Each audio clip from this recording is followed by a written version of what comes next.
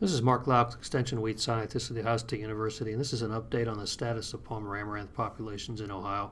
I'll cover what counties they're in, what the severity is in some of those counties, and then also what the issues are in brief with Palmer amaranth and some steps you can take to keep it out of your operation. I'm not really covering the whole picture here about why it's been a huge problem across the South and now into the Midwest, and I'm not really covering how to identify it. A lot of that stuff is on our website, which is u.osu.edu/OSU weeds. So you go there to the weeds tab and then to the Palmer amaranth tab, and there's a bunch of stuff there, including our fact sheet on how to ID it, a one-page fact sheet that covers really what the nature of the problem is in Ohio. And then some other things. There's an 11-minute video that covers really the whole gory story if you want to find out why it's been such a problem. Where we sit right now, and as of the late 2015, is we had it in about 12 counties in the state. You can see that here that when we started looking for it in 2012, we knew of one population down in Scioto County, just north of Portsmouth, a large Scioto River bottom field. A guy had made a crepe seeding in there a while back, and the crepe seed apparently was contaminated with Palmer amaranth seed, and it spread throughout a big river bottom and then down to the next two river bottoms just north of Portsmouth. So over the past couple of years, we put out a lot of information advising people to look for Palmer amaranth and try to get everybody geared up to keep it out of their operation so we can make sure it doesn't affect the profitability of our crop production. But you can see at the end of 2015, we knew that it was in a bunch of counties. They're starting to get established. Just because I have a county outlined here doesn't mean that the county has a lot of infestations or is overrun. For example, in Williams County, we know of one guy that has it. Same thing in Putnam and Sandusky. There was a guy that had a field or two with some in it over the past couple of years. This year, the county educator told me he scouted that and didn't find any. So obviously, there's been some steps taken to mitigate that. Same thing with most of these other counties. In Lorain, a few plants were found. Wayne and Mahoning are a little bit different. I'll cover that here in a moment. Then the counties Highland and Ross really just know of a field or two. Just kind of a reminder here about where Palmer amaranth is coming from, how it's getting into the state, and there's several different mechanisms for this. It can be a contaminant in seed used for crepe and wildlife seedings. It has come into the state that way. A lot of that seed is produced further west in states like Kansas and Texas. So we know that can happen. It's not a noxious weed in those states. It's endemic there. So the seed evidently doesn't have to be tagged for that, although it's not supposed to contain it when it's sold here. ODA will screen any seed used for those type of seedings for free. They are working with a major the contractors who are seeding crepe to test their seed lots. If you know anyone who has any type of other seed coming in directly to them for a wildlife seeding or whatever, that they can test that for free as well. You can contact them. They have to come pick it up at your farm or wherever you are. That you can't drop it off or mail it. The mechanism is starting to become more important in the state and has really been most responsible for the largest areas in surrounding states, Michigan and Indiana. Is manure from animal operations that are using cotton feed products that are trucked up from the south and used as feed here. So Palmer amaranth is endemic in the south, so a lot of the cotton is contaminated with it. So those byproducts of cotton harvest that are sold as feed can be contaminated with Palmer seed, and then if it's used and fed, and then the manure is spread on, manure from that animal operation is spread on surrounding fields, and the seed can go through the animal and be spread on the fields as well. Obviously, anytime equipment is used in a field infested with Palmer amaranth and then moved to another field, that's a way that can move. So that you want to know now if you're buying used equipment, where that's coming from. If they had that type of infestation, if you can find that out, it's a good time not to be buying combines, probably from Arkansas and Mississippi, for example. The seed doesn't blow around like mare's tail seed. The seed can move via animals or water or things like that, or on equipment. So just to show you how bad the whole manure, cotton feed manure thing can be and how fast that can happen, here's a guy in Mahoning County that I looked at these fields in early September of 2015, and he had no Palmer amaranth in 2014, took a load of cotton feed, one of those cotton feed products from a local feed dealer last winter, so early winter 2015 or late 2014, and then spread the manure still that winter or spring. So when he came into the spring of 2015, he'd already spread the manure. And this is the result. He's a small producer that had some vegetables, some animals, and some soybeans. So you can see the Palmer amaranth got quite a foothold here. It had basically a massive outbreak of it, and it all produced seed, and they were season-long plants. So he just has a lot of seed there for the next few years. One of the things that made this worse, and one of the things we're stressing, is that use of residual herbicides, continued use of residual herbicides in soybeans, even with new technology, is essential. This is a guy that didn't use any residual herbicides. He was on the all post-emergence Roundup program, and of course all the palmer amaranth is glyphosate and ALS resistant, or most of it is. So, he didn't get any upfront control. Came in with glyphosate, didn't control it. Came in again, didn't control it again. So, just has a major problem. So, what residual herbicides do is give you a period of control up front, so that you don't get into this. If you get some seed infesting a field, you don't get into a situation this severe, this fast. So here's the details on this. He had no palmer amaranth in 2014, had 1 load of that cotton feed product. Some other people in that area also purchased apparently from that same feed lot, but didn't spread their manure last spring, held it, and it got spread later. So we possibly have some more fields to look like that. So this guy, the guy who normally harvests his field, custom harvests, declined to go in and go through that, but he found someone else to do it. So there was a combine that was infested, went to another field, and probably spread it there too. So that's how it spreads. So the areas we're most concerned about, where there's a number of infestations that have been found in Wayne County. There's some plants, at least in Lorain, and then this Mahoning area. So I'm afraid that a lot of the small animal operations in that area are not getting information about palmer amaranth or this possible contamination, but we have enough of that happening up in that area that I anticipate we're probably going to have some major problems up in there fairly rapidly, and obviously that guy already has some major problems. The other area that is most widespread is a couple dairies along the Madison-Fayette County line that it got a little bit of a foothold and is in that area, but the neighborhood has been working on it pretty hard there, so I have not seen fields where it's gotten out of control, and they've really been working to keep infestations from getting established. That area, just a little bit more about that.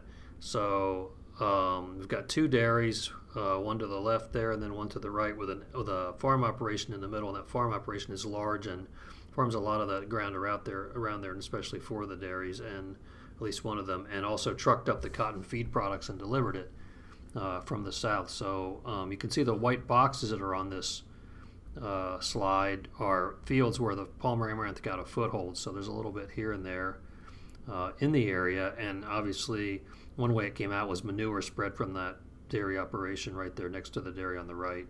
The farming operation that was trucking it up was actually also cleaning out some of the residue in the bottom of their truck beds in the corners and dumping that in the corners of fields. So that's how it got established in some of these other fields. And one of the issues here really was that steps weren't taken initially to try to get it out before it got a foothold. So here's an example of a field near one of the dairies.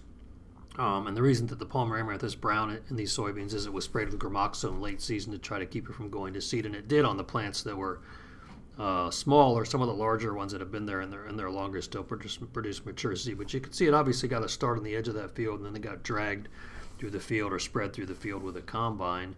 So some steps taken initially to take plants out would have kept it from getting established, and it's still at the front of the field. So there's some chances over the next couple of years to keep that population from spreading more. Field down the road from that, a patch here that's probably not more than about 100 by 100, and it's been here for at least a year. You can see our truck in the field on the right, on the photo on the right, so we're not very far from the road. And 2 of us probably at this point, still earlier in the season, could have chopped down these plants and gotten them out of there before they produced seed. We were collecting seed at this point to screen for resistance, but this weed requires a little bit of a shift in our thinking from whatever weed problem I get, my herbicide program will take care of, to this is a weed that can greatly reduce the profitability of our operations here in Ohio. We need to keep it out any means that we can, and prevention and scouting fields late season to do that is going to be essential. So if you're just tuned in to find out where it was in Ohio, you can tune out now if you like. I'm going to spend a little bit of time talking about why it's an issue and what the control programs are, just to make sure everybody's up to speed. So it's a very aggressive weed, produces a couple 100,000 to upwards of 1 million seed per plant, has male and female plants in the field, so the male plants have soft inflorescences, no seed on them, and then the females have very rough inflorescences or seed heads, can be very long and almost cut your hand if you run your hand over it without a glove. And in some cases, because it's hard to tell from other pigweeds, sometimes mid-season, sometimes we can't tell until it throws a seed head, but once it throws a seed head, you still have some time to cut it out before it produces mature seed. And of course, when it does produce that many seed, you can see how fast it can increase itself. So this is underneath the field I showed you that was sprayed with Gramoxone, and this is underneath some of the plants that were left in that field that produced seed the following spring. So while we know the seed can persist in the soil for at least 3 years, and although its viability declines over time, this is what we had that first year. So you can obviously see its propensity to increase its increase in infestation is just really high. And so that's one of the reasons that this is a weed that can overtake a field if you don't address it early enough.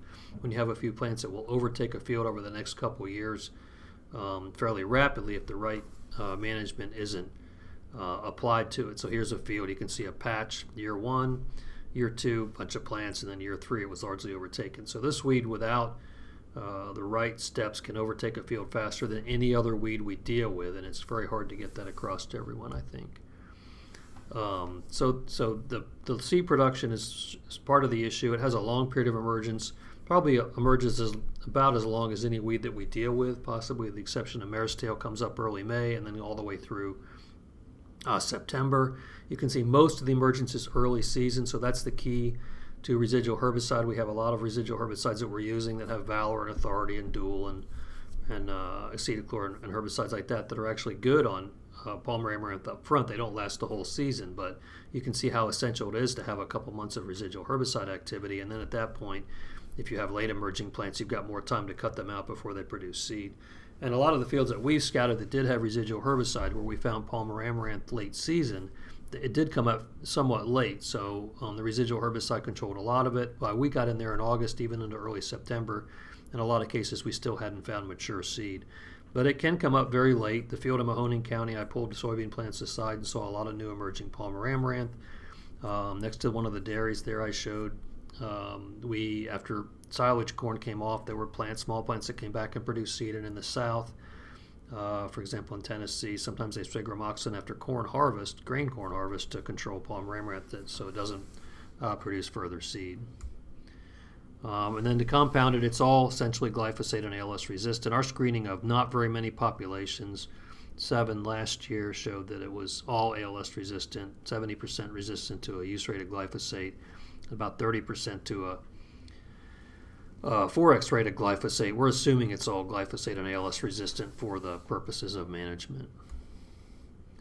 So, this weed has increased the cost of soybean and corn herbicide programs in the South greatly. A combination of several factors, that long period of emergence, just the populations that can be very high, and also the fact that the herbicides that work on a post-emergence have to be managed very, very, very tightly to actually control plants when they're small. So, herbicide programs, the cost of herbicide programs has doubled, and the cost of corn programs has gone up 50% or more in some of those areas as well. But the program is residual herbicide at or before planting. There are a number of different options there that are pretty good. I mentioned most of the ones here that we're using in Ohio, but also dual products like Boundary Work and Warrant and Zidua and things like that. So starting off with that to get a period of a control up front, and then when the first plants that emerge are 2 to 3 inches tall, spraying post herbicides. Usually in a lot of cases, it's a mix of Famesifan or Flexstar plus glyphosate or glufosinate if someone's in Liberty Link soybeans. And then a second post later on 2 to 3 inch new plants that come up later of Cobra or glufosinate. What has happened to adapt to this weed is a concept called overlapping residual, which really doesn't work for most of the other weeds that we manage here in Ohio. But this is adding residual herbicides like Dual, Residua, or Warrant to the first post application so that you never completely run out of residual. And hopefully that minimizes the need for a second post application, or at least keeps the timing of that more workable. Another comment here on the bottom is that extended or Enlist, 2,4-D and dicamba are really not any better post-emergence than the options we already have. So they have to fit in this same scheme, and the fact that you can use new technology doesn't mean you get away from this type of a management approach. And again, the size post-emergence is critical. A weed specialist in Tennessee tells me that when he goes into a soybean field and plants are more than 3 to 4 inches tall, he tells the grower to rip it up and start over. So up to about 3 inches tall, you can generally get it, and after that, it's pretty tough to get. In practice, this looks like this: Flexstar on 6-inch Palmer plants on the left versus 3-inch on the right.